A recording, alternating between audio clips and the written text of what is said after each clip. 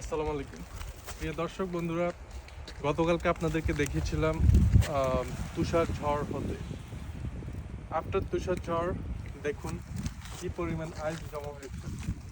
বলা হয়ে থাকে 2016 সালে লাস্ট এরকম স্নো স্টর্ম হয়েছে আমাদের মেরিল্যান্ডে।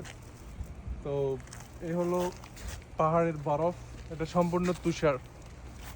ঠিক আছে, দেখুন জনজীবন কতটা দুর্বিষহ হয়ে পড়ে যখন তুষার পড়ে।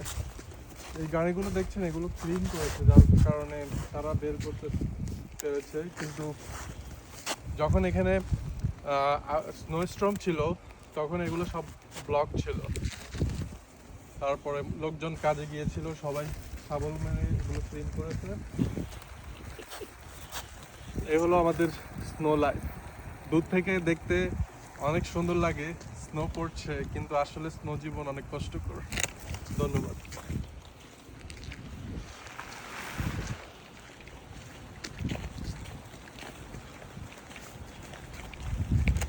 হয়